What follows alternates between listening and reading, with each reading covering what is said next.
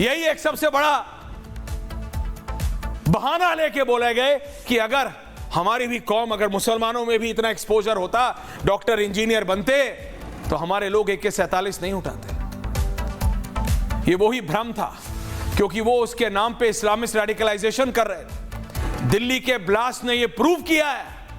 ये doctor engineer बात exposure की नहीं है, बात 4,000 या 4 लाख रुपए महीने मिलने की नहीं है, बात इंडोक्ट्रिनेशन की है।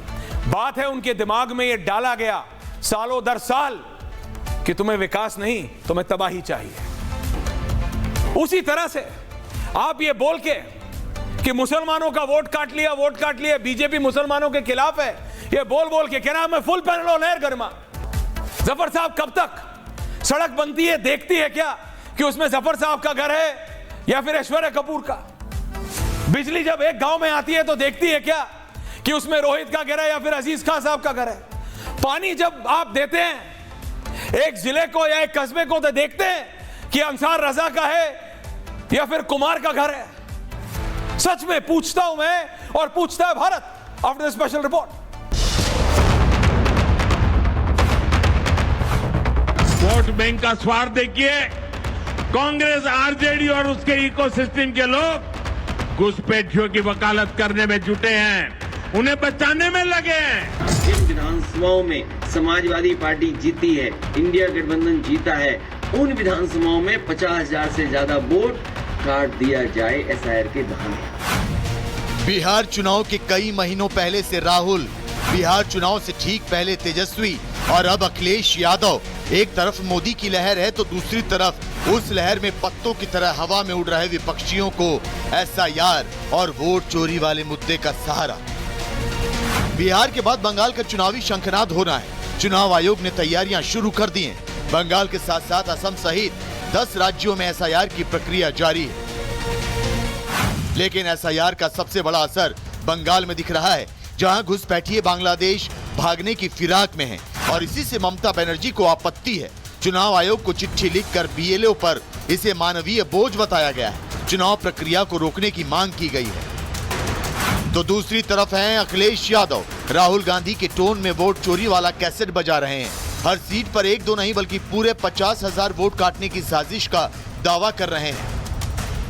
भारतीय जनता पार्टी, उनकी सरकार, उनके अधिकारी और चुनाव आयोग मिलकर के ये तैयारी कर रहे हैं कि 2024 में जिन विधानसभाओं में समाजवादी पार्टी जीती है, इंडिया गठबंधन जीता है, उन विधानसभाओं में 50,000 से ज्यादा वोट काट दिया जाए SIR के बहाने। दरअसल बिहार में तेजस्वी का माई समीकरण पूरी तरह फ्लॉप रहा। शायद इसी वजह से अखिलेश को भी PDA की चिंता सताने लगी है और ममता बनर्जी की पार्टी TMC ने बाबरी प्लान का ऐलान कर दिया है, जिस ऐलान का अखिलेश यादव ने बिना विरोध वाला समर्थन भी दिया। बिहार में NDA की प्रचंड जीत के कई फैक्टर हैं, लेकिन बीजेपी की टैली बता रही है कि PM मोदी की बातों पर जनता का जबरदस्त विश्वास है, जिस विश्वास के आगे विपक्ष धराशायी है। मुद्दों पर असहमति है, लेकिन मुद्दा एक ही है, वोट चोरी और SIR। ऐसे में सवाल ये है कि क्या ममता और अखिलेश को भी हार का डर सताने लगा है?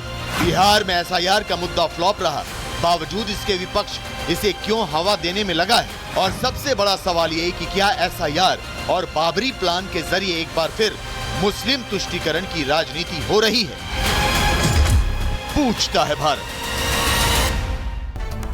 जफर साहब, ओपनिंग कमेंट्स। देखिए ऐश्वर्या जी, बिल्कुल बहुत ही वाजिब बात आप कर रहे हैं और वाजिब मुद्दे उठा रहे हैं। देश में इस तरह के भ्रम फैलाए जाते हैं। कांग्रेस पार्टी और RJD समाजवादी पार्टी, इस तरह की पार्टियां जो कहीं ना कहीं मुस्लिम वोट्स को जागीरदार समझती हैं, इसलिए इस तरह के भ्रम फैलाते हैं। और हकीकत में SIR एक्सरसाइज का जवाब जो है बिहार की जनता ने दे दिया है। बिहार की जनता ने इस बात को बिल्कुल साफ तरीके से बता दिया है कि ये जो लोग मर गए हैं, जो उस पर किसी का अधिकार नहीं, वोट खत्म हो चुका है।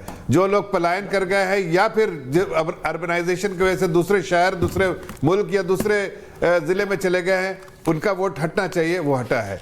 लेकिन इन लोगों ने तो इसको मुद्दा बनाया, लेकिन जनता के बीच में कोई मुद्दा नहीं रहा। आपने सही उठाया बात। जो लोग पॉलिटिकल पार्टीज में अगर इलेक्शन के समय साउथ अमेरिका में जाके बैठ जाते हैं तो आप समझ सकते हैं कि वो सीरियस पॉलिटिशियन नहीं है, वो जनता के बीच में जाना ही नहीं चाहते हैं। वो इस तरह की बात मीडिया में उठाना चाहते हैं और लोगों को भ्रमित करके सोचते हैं वोट मिलेगा, लेकिन जनता समझदार है, समझती है कि आप मजे कर रहे हैं साउथ अमेरिका में और यहाँ लोगों को गुमराह करने की कोशिश कर रहे हैं। जनता ने सही नकार दिया।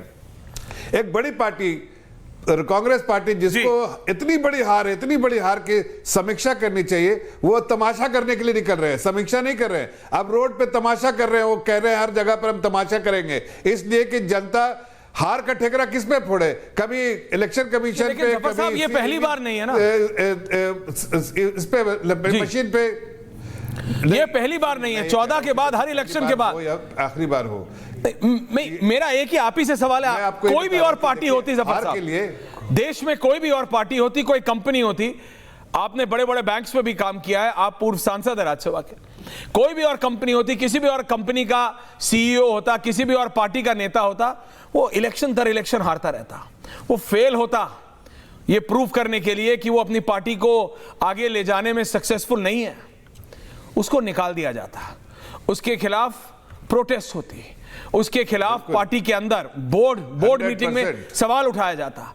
लेकिन यहां ये कांग्रेस पार्टी को लगता है कि ये राहुल गांधी ही इनके नैया के खेवैया हैं, उनकी नाव को वो डुबा रहे हैं, उनकी नाव में 100 छेद हो गए, उनको दिख नहीं रहा है जफर साहब। उनको लगता है कि मुसलमान के नाम का चप्पू चला चला के वो अपनी नाव को किनारे तक ले जाएंगे। क्या ऐसा है जफर साहब? सुनिए, क्या इस देश का मुसलमान देख नहीं पा रहा है? ऐश्वर्या जी, 3-4 बहुत महत्वपूर्ण बताइए।